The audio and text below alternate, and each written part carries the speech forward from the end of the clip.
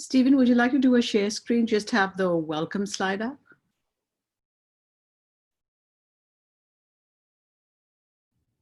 Yes, I'll do that. Thank you.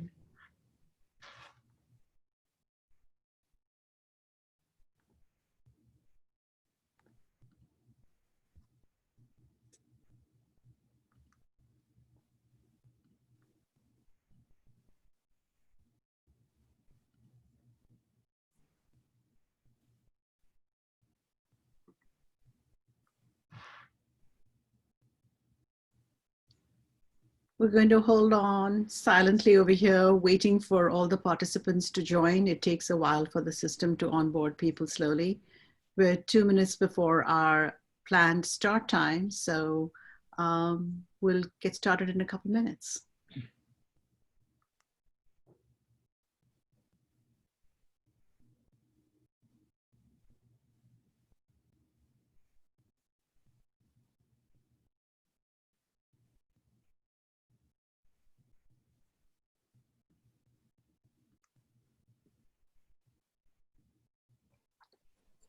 To all the attendees, if you have questions, please use the Q&A function to ask any questions, not the chat function, please.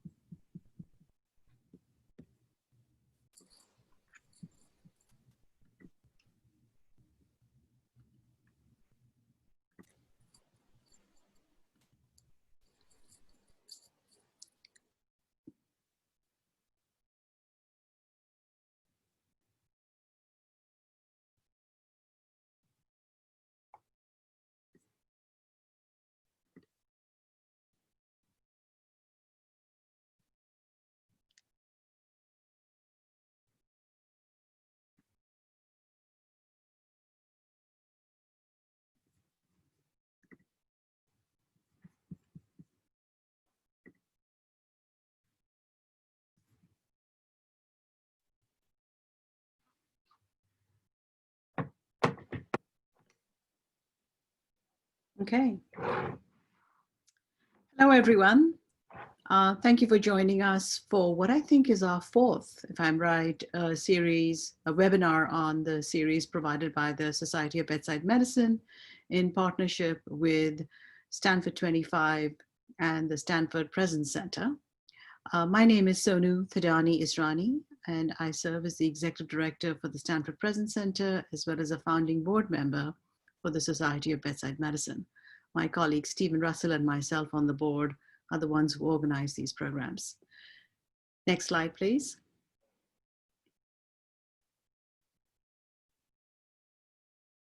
You can learn more about our society on our website. These are a list of our founding and institutional members, and we've been in place for about 3+ years now, and we keep growing and look forward to creating change around the space of teaching at the bedside.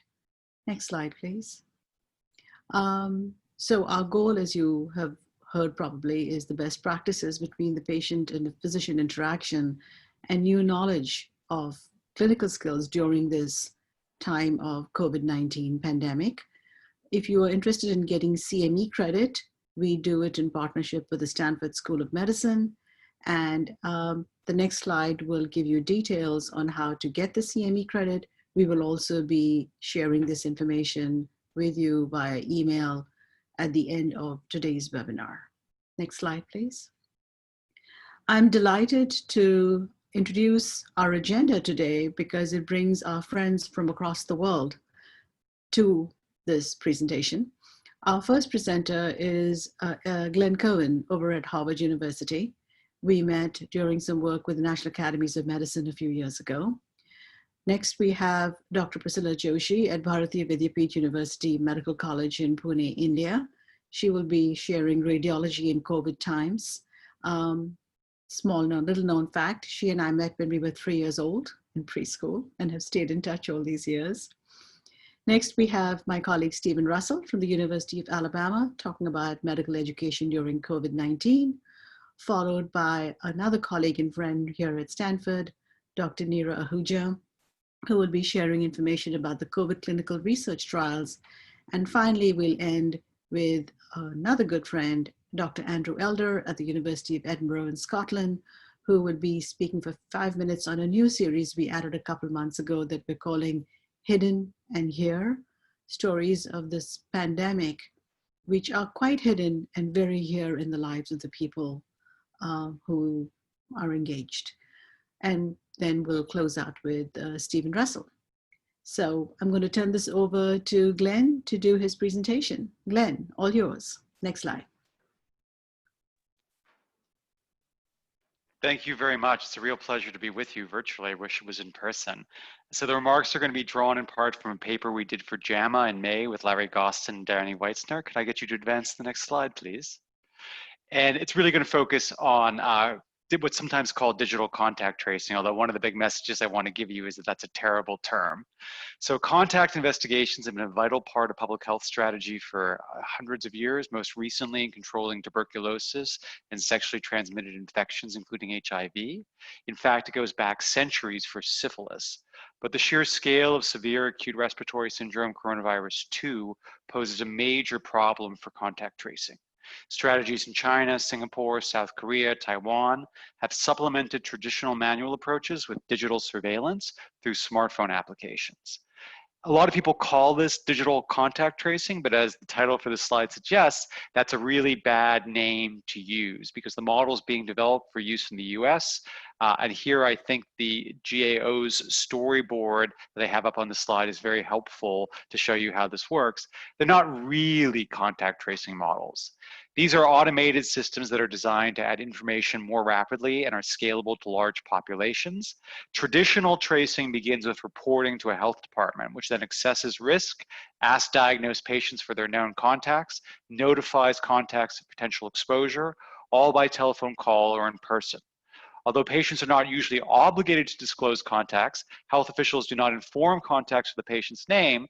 In some instances, people can figure out who the index patient is. By contrast with these digital mechanisms, we're rapidly notifying users if they've been in close proximity with a person who's been medically diagnosed with COVID-19. By design, these systems will have layers of privacy protection, and digital tracing will detect proximity, not geographic location, and that's important. It's trying to avoid centralized databases where smartphone users have traveled. Moreover, downloading and using the smartphone application is voluntary. As a result of recent collaborative efforts by Apple, Google, individuals with iOS or Android smartphones would have the option of turning on tracing, similar to the way you can turn on or off location services. The technique for determining proximity relies on anonymous signals that are called chirps. Yeah, really, that's what we call them, chirps, sent back and forth between phones. And chirps contain no identifying information, thereby attempting to safeguard user privacy. And an individual's COVID-19 diagnosis is not revealed to anyone except the public health authorities.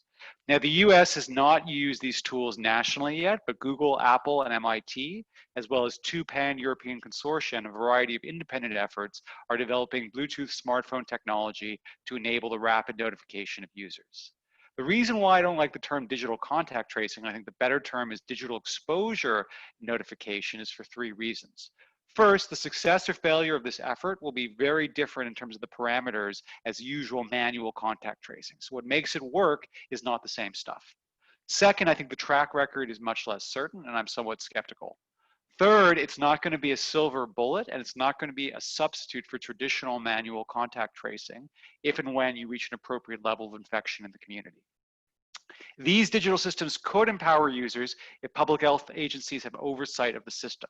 And importantly, Apple and Google plan to authorize using these applications only if health authorities approve. So local health authorities have to approve. They would have to determine, the health authorities, medically significant exposure, which is a question of distance and time, health messages to identified contacts regarding self-isolation, symptom checks, and notification of public health personnel. And the public would have to be assured and trust that Apple, Google, whomever, and the public health personnel would never use the data for any other purpose. Can we advance to the next slide for a second? Thank you very much. So this is a table we put together as part of our JAMA article as of May 15th. It's a little busy, so I'm gonna give you like 20 seconds just to take a look at it for a second.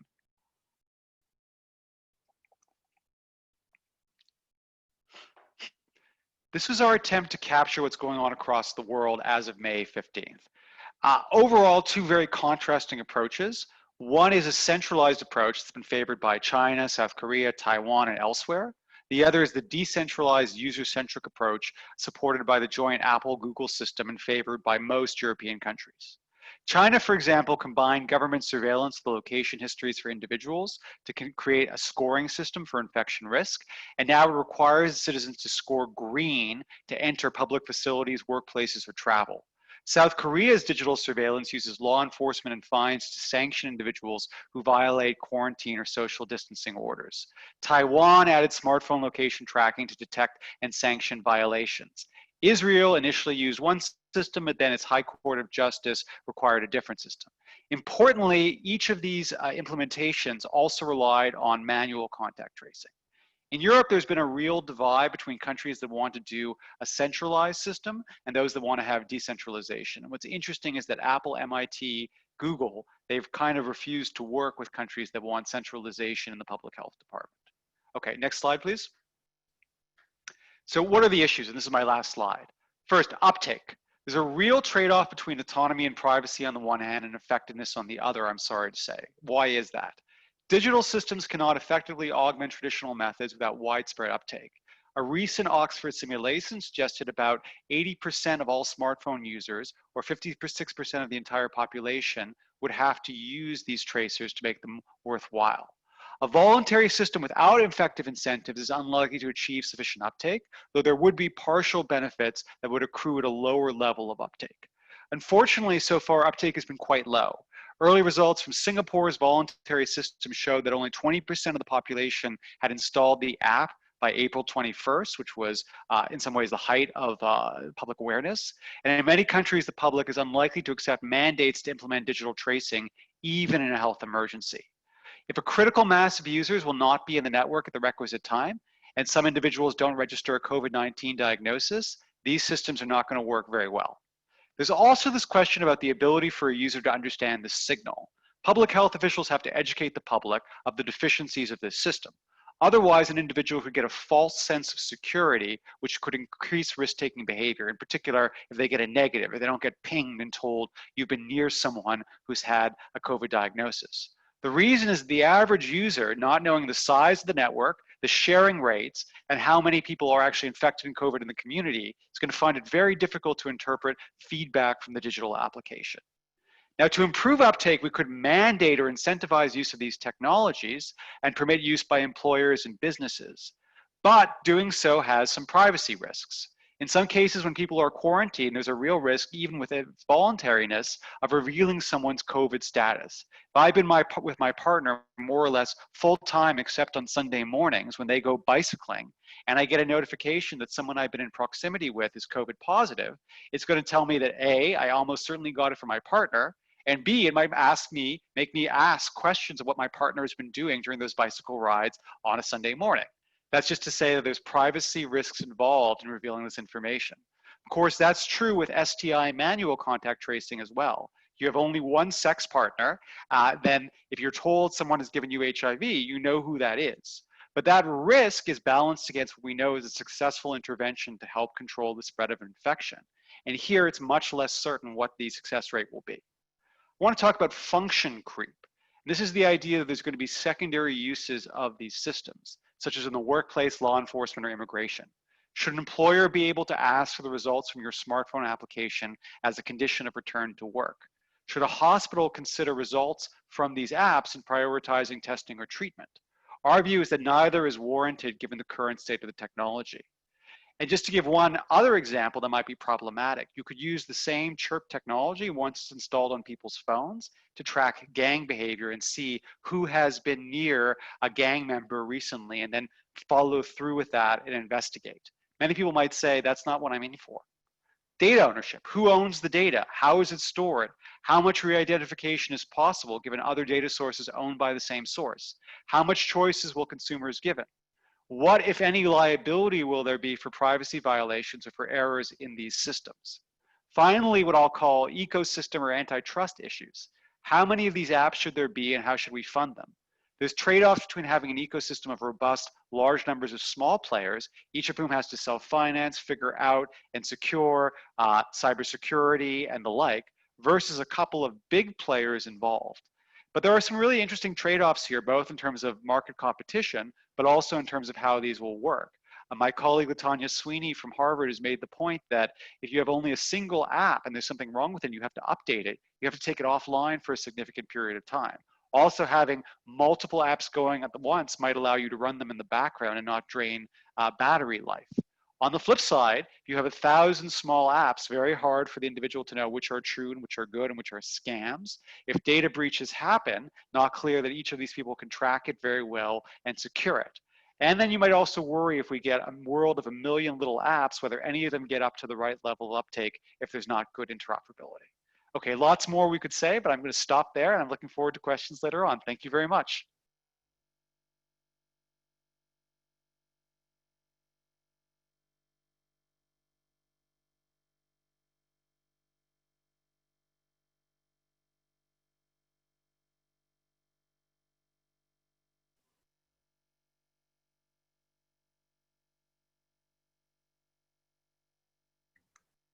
Stephen, you're muted. Our next speaker will be Priscilla Joshi, who will be sharing her screen.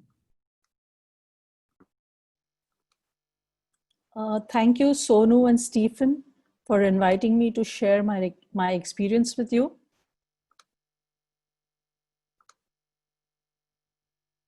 So our patient zero was a 42-year-old healthcare worker. She was a Anganwadi worker, what we call her. She was admitted on the 16th of March with acute hypoxemic respiratory failure. This was her first radiograph on the 17th of March, which showed opacity scattered over both lungs, which were peripherally located, alveolar in disposition. And she had progressively worsening respiratory distress and hypoxia. She was put on oxygen with a high flow nasal cannula for 24 hours. Following that, she was put on invasive ventilation with proning sessions. And these are her subsequent x-rays, which show that there's worsening of the opacity, an increase in the right lung. The left lung is also involved, but the right lung is almost completely involved. She was intubated, she was ventilated, and she was put in the prone position.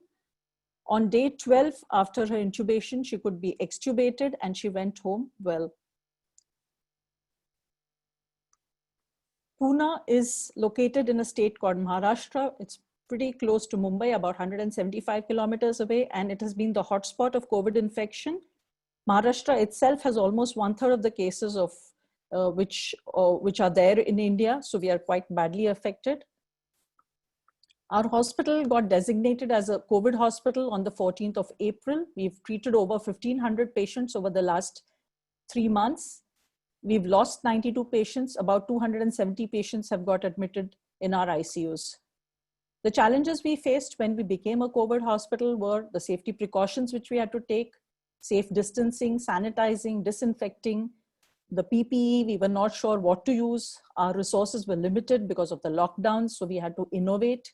We had to allay the anxiety of our health workers because everything was new and nobody really knew what we were doing initially.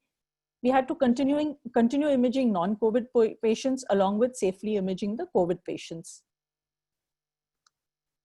Our hospital setup initially was 150 beds, in which we had 30 beds, which were ICU beds with 15 ventilators. We subsequently expanded to 250 beds and had home isolation facilities as well for the less affected or the mildly or asymptomatic patients. And just now, 2-3 days ago, we have expanded to 350 beds with 50 ICU beds because the pandemic is just not letting go. Our radiology setup in all these areas right now is 8 mobile X-ray machines with 2 digital radiography plates. We have a CR system as a backup. We have 2 portable ultrasound machines. Unfortunately, we just have 1 16-slice CT scanner in the entire hospital.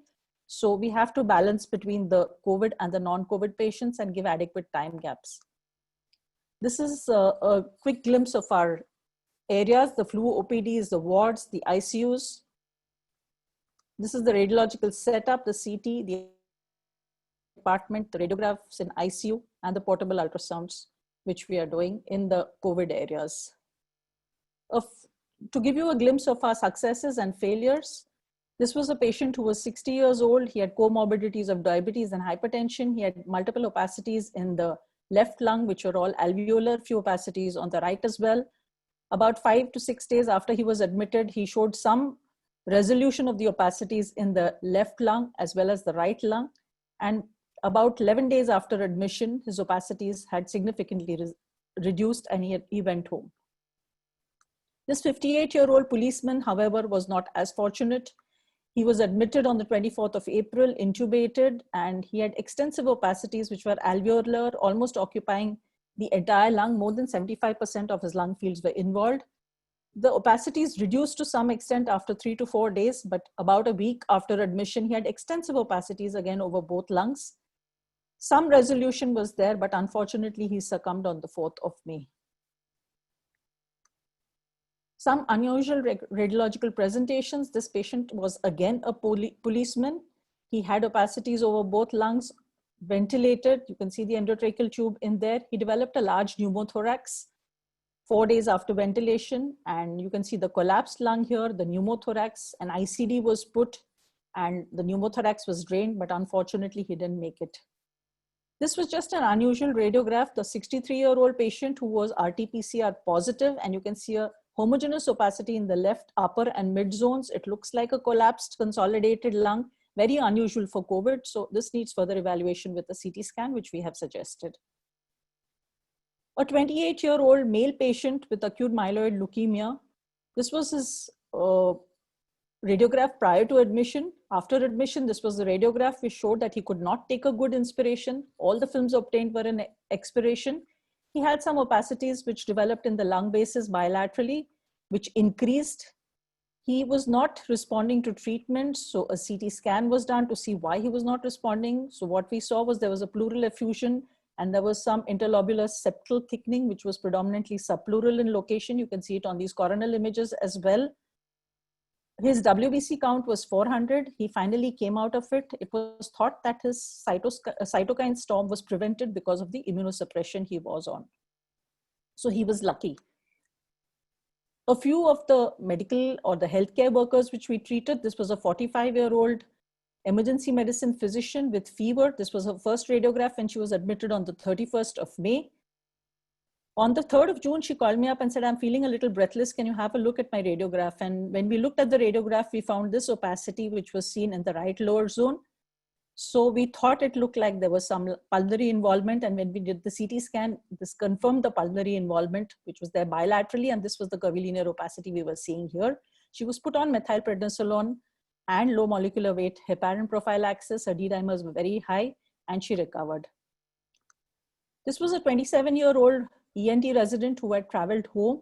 He came with mild breathlessness, so he probably carried infection in from home.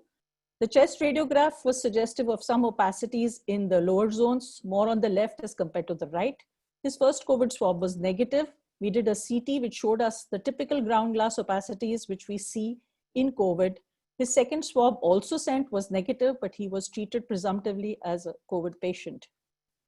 This was a 41-year-old cath lab technician who picked up the infection in the hospital from a co-worker. There were bilateral opacities in the lower zones, which continued to increase. And he somehow didn't do well and could not be weaned off the ventilator. Finally, he underwent a CT scan to look for an underlying cause. There were extensive opacities, pretty dense in both lungs, all over centrally as well as peripherally. There was a suspicious area which looked like there was a cavity with something within it, and his galactomannan levels were positive. He was thought to be he was thought to have superadded aspergillosis, and he was treated with voriconazole and responded to it and was finally discharged. This was a 65-year-old male patient admitted in end April 2020. And he came with a stroke. He had this area in the left occipital region, which was showing restricted diffusion, losing signal on the apparent diffusion coefficient images, indicating that it's an infarct. When we did his chest X-ray, we found that he had opacities over both lungs, which appeared to increase over the next day. They looked like opacities which you would see in COVID. Subsequently, what we started doing was all our patients with stroke who came in, we started doing CTs of the HRCT for the lung in these patients. And over the last 1 month, we've scanned 38 patients, out of which 17 patients have had COVID-like findings on the chest radiograph with an infarct in the brain. So stroke has been accompanied by COVID-like findings. So it could be, it's quite possible that the stroke is associated with the COVID infection. We've had few patients who have presented to the OPD with COVID-like symptoms.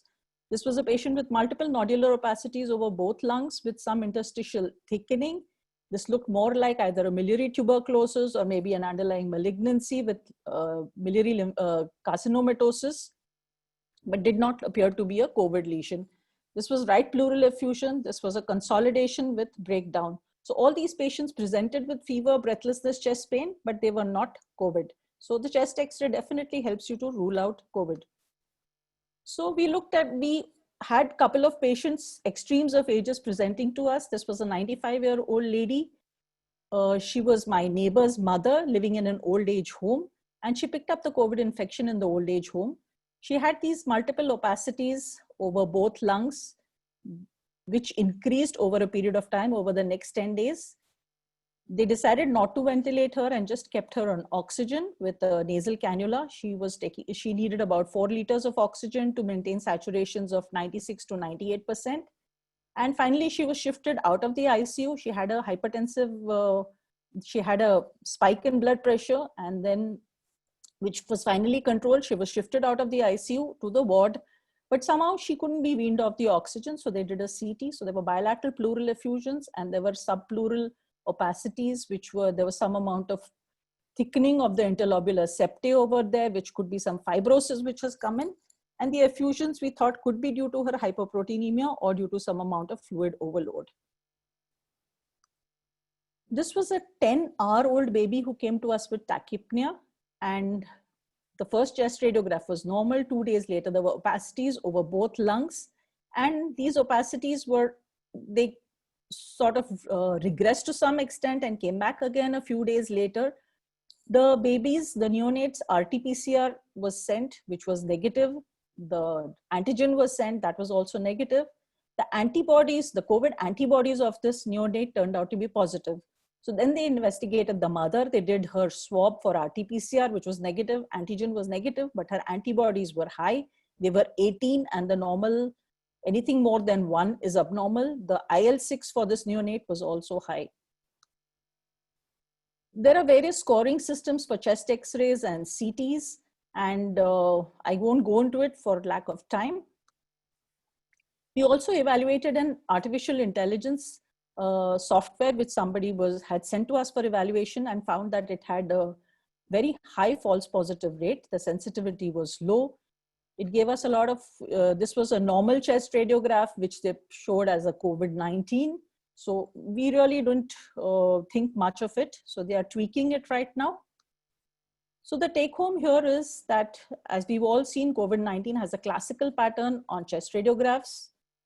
If the clinical suspicion is of COVID infection is high, RT-PCR or swabs are negative, chest X-ray is equivocal, it's worth doing a CT scan to come to a diagnosis. CT is also useful for evaluating complicated cases like we saw, and we've had a fairly high incidence of abnormal findings on HRCT lung in patients with stroke, suggesting that there is a correlation. Thank you for your kind attention.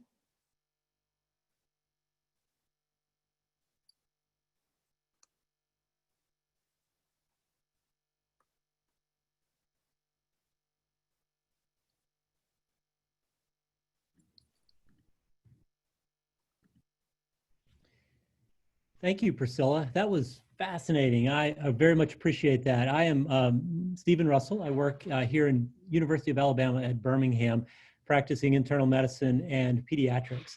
And for the next 10 minutes, I'd like to talk about how we think about medical education, specifically during the COVID-19 pandemic. After I finish speaking, you'll hear from Dr. Ahuja, Neera Ahuja, who reached out to me about 5 months ago, at the very beginning of the leading edge of the pandemic at Stanford. She and I had worked together at a similar writing group and educational group through another grant that we participate on. And she had seen lots of disruptions of medical education with COVID-19, due to COVID-19, with her medical students and her residents. And we wondered together, is this new? How do we respond to it? And what can we learn from those who've come before us from a medical education standpoint?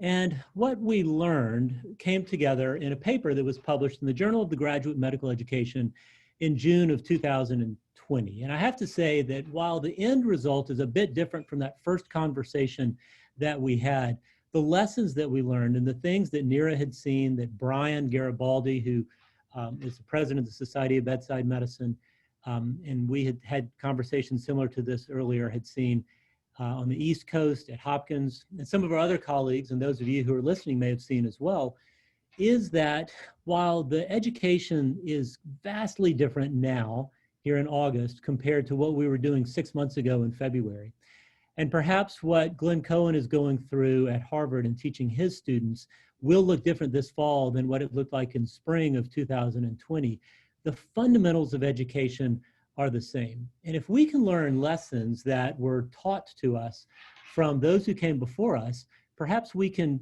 use those lessons to teach our own residents, teach our own medical students, and ultimately teach ourselves about what is going on in the pandemic, but also what's going on in medical education. And that's where this article came from. It's entitled Peabody's Paradox. It's based on the idea that Francis Peabody in the early 20th century had when he wrote in what was soon to become his opus, the idea that in order to care for the patient, you must first care for the patient. And so we realized that in order to care for the student and the learner, you must care about the learner. And while that almost seems a bit trite and certainly doesn't seem groundbreaking, when we looked at what 5 separate epidemics had taught us, we realized that that was kind of the essence. That was the kernel of what these former educators and these former learners had taken away. We found that in the epidemic of the 1918 pandemic flu, that the learning environment was vastly different from what those students had come to understand. Yet by recognizing that that was a different learning environment, they were able to pivot and start to change how they responded to that educational environment. When we fast forwarded 60 years to the 1980s and saw that there was a great uncertainty about how a person could contract HIV and AIDS and how that was spread, and how do you educate in an environment where you don't know how the virus is spread and how it can be transmitted, and how do you even teach something about a patient or person about a pandemic that you really are learning about yourself. We learned that if you could understand what the goals of education were, you were much more likely to have a common goal of what you wanted your learners to learn. Looking back about 10, 15 years at the original SARS epidemic, SARS-CoV-1, we learned that as new information came out, if we were able to communicate that new information and recognize where the uncertainties were in our own knowledge base and share that uncertainty with our learners, we were much more likely to build trust with our learners, and as a result, much more likely to learn together and learn in a way that was productive for both the educator as well as the student or the resident. Moving forward to MIRS, we learned information about how you can take that uncertainty and have a common command structure. And we saw that in papers that were published for those who were writing at the time of the MIRS outbreak around 2014, 2015. And then while not much was written about education during Ebola, because there were not many people that participated in education during Ebola for very clear and obvious reasons, there were some models that were put into place that if the patient's safety and if the learner's safety was preeminent, we could still find a common goal in a common environment where new information could be learned and shared with learners. And so with that as a background, we looked at other models that had been proposed. And what you're seeing here is two concepts about how not only learning is done, but how history is conceived. The actual reference there is from Kelly Skeff, and in a land-breaking article that he published in 1992. And even though we dusted it off from the vault, I dare say that in my own career over the last 16 to 17 years as a medical educator, I use some of Dr. Skeff's educational ideas almost every day that I'm interacting with learners. And we'll go through some of those here in just a moment. And some of this information here, you'll see both the cycle in the center, as well as the forward moving arrows from the bottom of the screen to the top of the screen.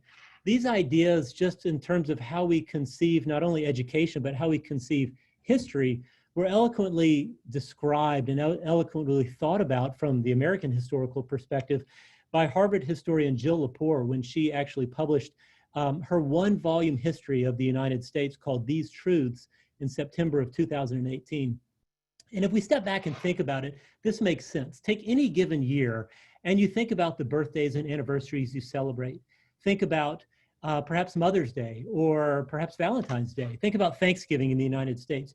These are things that we celebrate every year. And yet from year to year, we celebrate new grades that our children may start in school. We celebrate getting older and think about how those times looked different when our children or our parents were younger or ourselves were younger.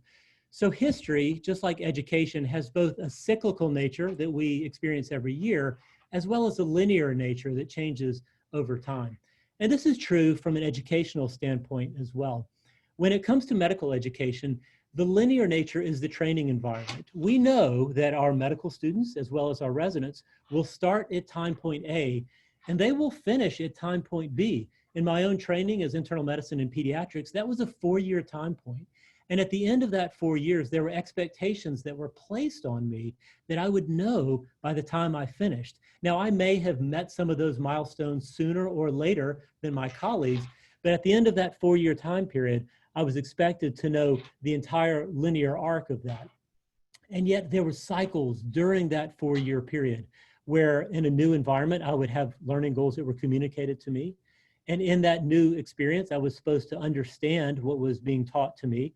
But that was up to me as an adult learner to gather that new information, to dig deep into that new information, and to get feedback when I wasn't doing it well or when I was, to be able to understand that the education that I was receiving was really being learned and really being taken up by me. Well, this sounds good, and this is what Dr. Skeff was teaching us in his landmark article. But what do we think about? What do we really mean when we talk about this in a practical point and a practical pathway on this path that we think about from medical education? Well, let me give you an example of what we're doing here at the University of Alabama at UAB in Birmingham. Just last month in July, we had a small pilot program that was supported through our children's hospital, Children's of Alabama, in combination with some of the work that I do at UAB, University of Alabama. And what we realized, as many, many places around the country have realized, is that COVID-19 has unearthed, unroofed, and exposed racial disparities in health. We've known that they're there. This is not new information to us, but it certainly has been hidden because of COVID-19. And so one of the things that we wanted to do with our learners was communicate learning goals, specifically as it relates to telehealth. So the step number one for us was we wanted to communicate those learning goals. And if you look to the right, you'll see that disparities in Alabama were known because of COVID-19. We know that the Black population in Alabama represents 26%. And yet, when we look at data that was published from July 20th, which is when this data was pulled, 44% of our African-American population was bearing the burden of COVID-19. When we think about death due to COVID-19, the numbers almost were in lockstep. 45% of our Black population was experiencing that.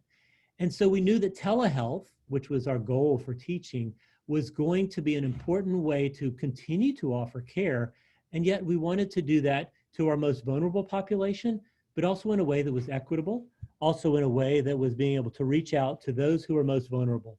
But we knew too that we were at risk of not being able to offer that because data has taught us that those who are in a lower socioeconomic class, but also those who are African American compared to those who are Caucasian, have less access to home broadband than those who are not. So we set a goal, as you can see here, that what we did at the hospital and what we did with telehealth, represented by our phone there, was going to be just and equitable. That was step number one. Step number two was that we wanted to promote understanding. So we had a teaching session where we taught about telehealth. We also asked the question, do you think that teaching telehealth is, do you think that the delivery of telehealth is something that's equitable? Do you think that telehealth is something that all patients of ours will be able to take advantage of in an equal fashion? And while the data is not here, what we saw in this small group of people is that, in fact, we didn't have all of that understanding among our learners. So it was an opportunity for us to be able to share that there is some data to recognize that there is inequity there. And we wanted to not only break down those barriers, but build a bridge to be able to offer this not only to our learners as an understanding, but also to our patients and to those for whom we serve as an opportunity to reach them. And so step number three was, how do we now advocate this self-directed learning? Well, we put together a program called Kids Can Do Telehealth, looking at COVID-19 during the telehealth era, where we took pediatric residents and put them through a 4-station formative assessment based on some ideas that Brian Garibaldi has done together in the adult world using internal medicine residents. We were using pediatric residents, and we used standardized patients. These were children who are actors who decided to play the role of a 7-year-old girl with a cough, perhaps an 11-year-old girl with knee pain, maybe a 10-year-old boy with a sore throat, or a 7-year-old girl with belly pain. And these children were able to play a part as our residents were able to actually go through actual telehealth exams to see if they had the fundamental skills based on the Stanford Presence 5 or the Stanford Telepresence 5, if they did well with telehealth. And then we gave them feedback in real time as a formative assessment to see how they did. So our goal in this teaching environment during a very unusual environment was to see, did they understand that there were inequities? Could we bridge those inequities by teaching them about them? And could we teach fundamental skills in telehealth by using a formative assessment and giving feedback? Now that's a very labor-intensive goal. It's also a very, very labor-intensive project. Perhaps there are other things that could be done at your own institution. There's low-hanging fruit. On the right of your screen, you'll see the Stanford Medicine 25 logo with a very large apple hanging off of the tree. And all we have to do is reach up and grab it, to partake of it, to see how we can participate in teaching, how we can participate in education in a very unusual environment where our residents are perhaps taking histories from the door because we need to protect ourselves with a 6-foot distance, wearing masks, and something where we're not holding a hand and listening to the stories of our patients. In this moment in time, that may be what we need to do. But what can we do as educators? Perhaps we can present an article a day that talks about bridging these gaps. Perhaps we can present an article a day that talks about how COVID might affect this particular patient or this particular patient group, and how this is something that we can educate even as we're learning how to interact in a new way. Perhaps we can talk about observing respirations. What do you see from the door that you might not be able to see from a telemedicine screen? And how can we think about that in a new and different way? Or perhaps we can use med education from Twitter or from emailing what we learned on rounds or other ideas like that. Most of my work is done in the clinical space, in the outpatient setting. So can we learn how to reassess vitals when we're separated by this thin screen? And yet there's things that we can learn by tuning our powers of observation. And can we understand the patient's medical experience? We're spending a lot of time thinking about what we do as educators, what we're learning, but we also want to understand what patients are learning, what patients are experiencing, and being able to meet that need. Because at the end of the day, that's the most important thing, where patients and physicians come together at this new virtual bedside, even when we're not physically present at the bedside, so that we can continue to serve our patients, just as was done in 1918 during the initial flu pandemic, just as was done in the 1980s during the initial days of the HIV/AIDS pandemic, just as was done in SARS-CoV-1 in 2003, 2004, just as was done in MERS when the mortality rate was exceedingly high, and yet those patients still needed someone to hold their hand, to communicate with their families. And just as was done during Ebola, before the vaccine, before we had anything to offer from a treatment standpoint. SARS-CoV-2 is our opportunity as medical educators, not just to be able to teach our residents how to interact with the telemedicine screen, but to continue to teach our residents how to care for patients, just as Francis Peabody did, And in doing that, we're going to find new ways to do it. It's not going to be easy. Nobody suspects that it will be. But it may be perhaps the most important thing we can do as medical educators. And we're excited to partner with you in any way that we can and to learn the lessons of those who've come before us so we can offer new lessons for the coming generation.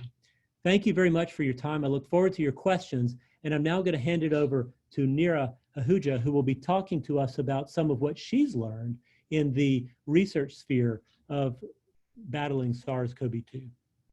Thank you, Dr. Russell. And I want to say to all of my colleagues who have presented before me in this hour, I've learned so much from you. So this has been really informative. I thought what I would share is a little bit about my background and then my experience with the clinical research in the COVID timeframe. I'm a professor, a clinical professor of medicine. I'm a hospitalist by training and oversee our hospital medicine division, which has almost 50 faculty. And within that, there's some administrative components, and I, make sure that things go well on the wards in my role as medical director. But I'll tell you, nothing could have prepared us for what we saw coming with the East Coast and then to the West Coast with COVID patients. And as we saw this influx of COVID patients coming to us, we also realized, as everyone did, that there's no effective treatment or cure. So on the next slide, you'll see what I wanted to emphasize was that there was a rapid escalation of a need to really work on the clinical discovery of potential treatments and vaccines. Although I'm not part of the vaccine component, I'll just address a little bit about that.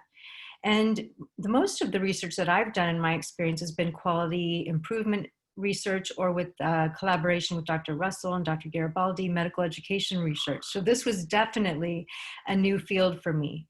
But as you may have noticed in talking to your own friends and colleagues, either there's no great expert in COVID-19 or everyone's an expert with COVID-19, given all of the literature and information that's out there. And so I reached out to some colleagues who are quite skilled in the clinical trials area, and we decided that because the majority of COVID patients would be coming to our wards, this was a real opportunity to study them and see if there could be any therapeutics that could be identified in rapid fashion. And so our first trial was an NIAID, not NIH ACT trial. ACT stands for Anti-COVID Treatment Trial. And this is an adaptive trial, which means it will continue to progress until a treatment is found. So we started on March 11th, and we're still going. And we've started with a few different drugs, and I'll talk a little bit about that. But what I also didn't know was how incredibly intense research could be when, one, you're the PI, two, you're dealing with a very infectious disease group, and three, there's a lot of secondary issues to consider, which I'll also mention. Fortunately, our site got approved quickly because I think every site was rapidly being activated with the hopes that there could be a large N enrolled to study the outcomes of the drugs that were being considered. So on the next slide, what you'll see is the aspects that we had to learn about as we engaged in this research. So in general, when you consent an inpatient, you walk into their room and introduce yourself to the patient. You often sit by their bedside, show them diagrams or papers, make sure that they're very informed with the consent process. But as you can imagine, with the extreme infectivity of COVID and the devastating consequences of providers, being infected, we wanted to make sure that we were as safe as possible with the consent process. So we started Zoom room consenting, where we would Zoom ourselves into the patient's room remotely and have a translator if needed and communicate with them that way. But then they have to sign a consent form. And how does that consent form stay non-contaminated and get into the regulatory binders?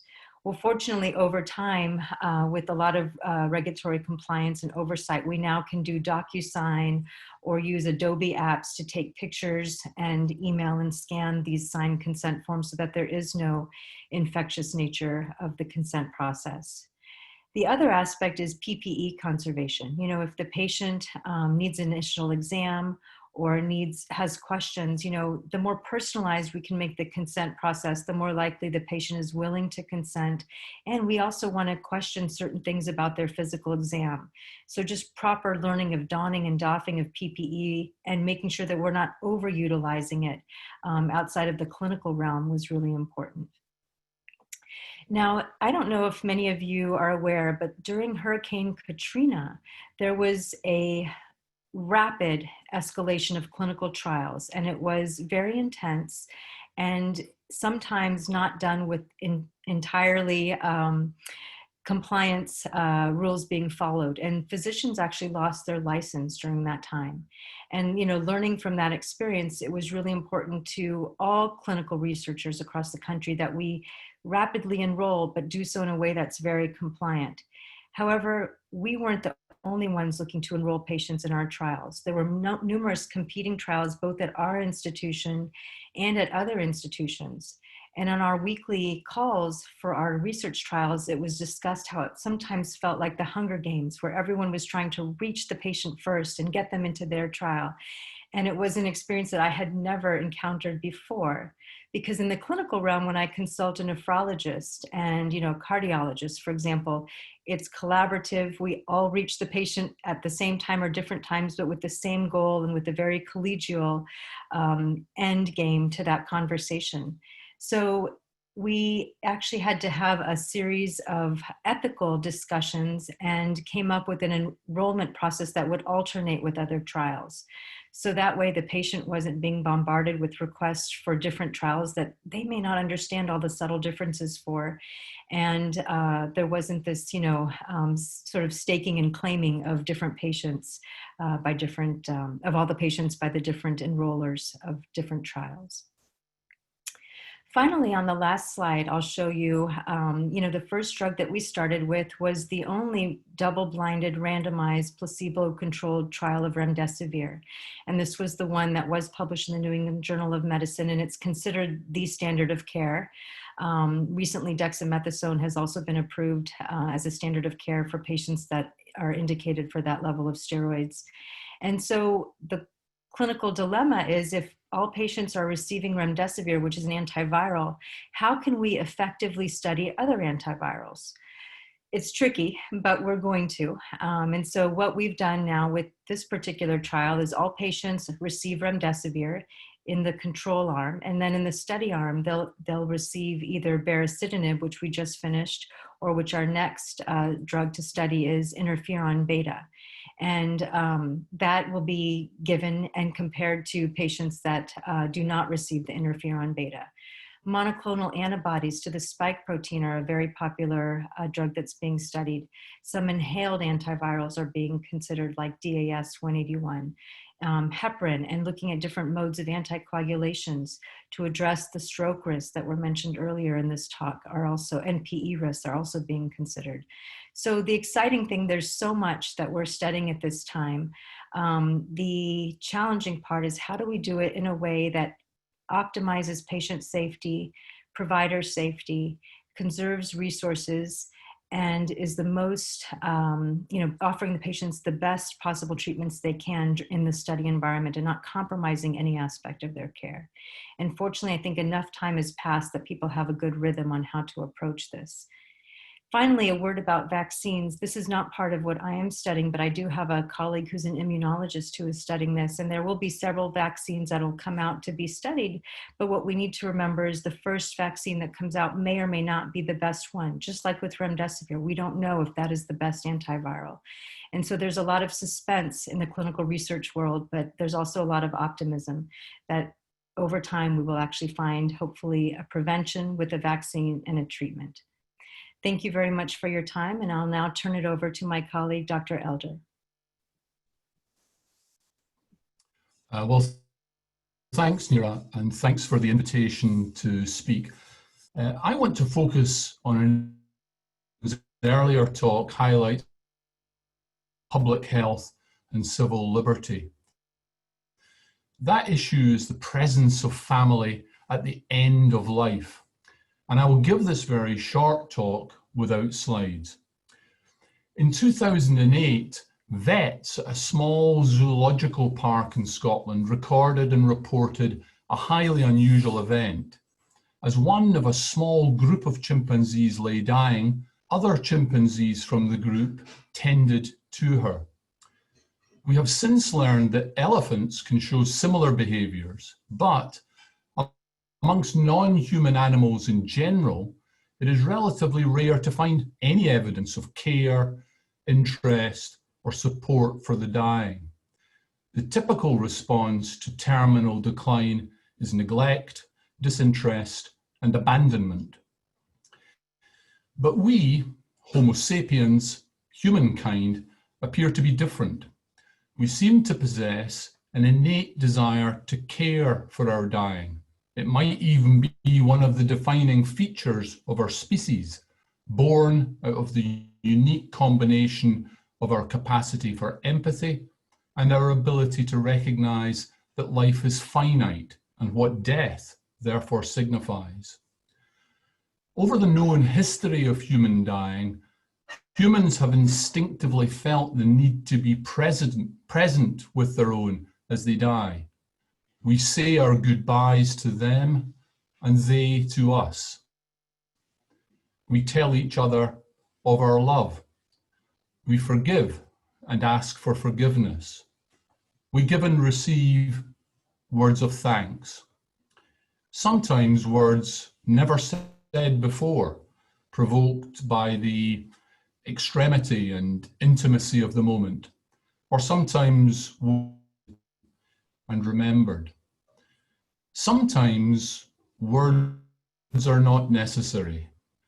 The holding of a hand, the stroking of a brow, a kiss. Nurses, care home assistants, and doctors all bear witness to the importance of these acts in every day of their working lives. Family members fly long miles home to be present, spend days and nights by the bedside, to be visiting schedules to ensure that someone will be there at the end. Also bear witness to the guilt, anxiety, and heightened opportunity to be present is missed. COVID-19 brings death to many, in hospitals, in care homes, and in our own houses. And dying from COVID, those in contact with the dying person might contract the infection or pass it on to others within or outside the place of care. Presence is not without risk, but these risks can be reduced with personal protective equipment, social distancing and isolation. Family members can balance risks to themselves and other professions do. In many human disasters where large loss of life occurs, the battlefield, a plane crash, it's physically impossible for loved ones to be present. Suddenness, danger, and distance defeat us. We struggle with the emotions that our absence provokes, but find some solace in the fact that we had no choice. But with COVID-19, we do have a choice. Decisions regarding the presence of family at the bedside of their dying are not simply matters of infection control, and we should not permit them to be such. They are matters of our humanity, matters that define who we are, our understanding of what life is, and how our lives must all one day end. We must consider such feelings as much as we consider the risks. Maya Angelou put it thus: people will forget what you said, people will forget what you did, but people will never forget how you made them feel. We know how we will make people feel if we unnecessarily prevent them from being with a loved one at the time of their death. We do not need to make them feel that way. We can and must find ways to allow families to be together at this time. If we have indeed risen above other species, now is the time to demonstrate that fact, to show our compassion, our dignity, and our true capacity to care. Thanks for your attention, and I hand back now to my friend and colleague, Stephen Russell. Thank you, Andy. I very much appreciate those words. I think it nicely summarizes and encapsulates what we are trying to do with the Society of Bedside Medicine, but I think more broadly what we're trying to do as physicians in caring for patients. If Glenn is still with us, there was one question that came in on the chat, which was asking to comment about any specific information that may be available about apps which detect COVID in infected individuals, and if there is any more specific or detailed information that might be available along that line, along those lines. Yeah, so just to be clear here, we want to distinguish what are sometimes called symptom checker apps, where you feed in a number of the symptoms you have from these digital contact tracing apps, which is what I was talking about. For the digital contact tracing apps, I would say the best thing to find out, because Google and Android provide the kind of platform, but there are individual apps that work on it. And many of those will be local, so and by country. So I would recommend typing into Google for your country, the name of your country, and digital exposure notification, Apple and Google, one sentence, and you'll find a list of what's going on, or find a medical school in your locality that is partnering with one of these institutions that might have recommendations. And I think that's going to be the best way to find it. Thank you. Thank you very much. Our time has come to an end. I want to thank everyone who participated today, both our speakers as well as those who participated live. For those who are listening, we do have and will have a recorded version of this webinar, which will be available on our website, bedsidemedicine.org, which will be uploaded later this week. We also use that as a way to reach out to us if you have questions about content that we had today, or if there's additional questions about the Society of Bedside Medicine. We will be taking off the month of September as we regroup and see how we can best reach your needs with this digital platform that we have had, as this ends our summer series, SBM at the Bedside, during COVID-19. We thank you for your time. We wish you well. We encourage everyone to stay safe. And if there is any additional feedback or questions that we can answer, please don't hesitate to reach out to us at our website, bedsidemedicine.org. Thank you very much. We appreciate your attention.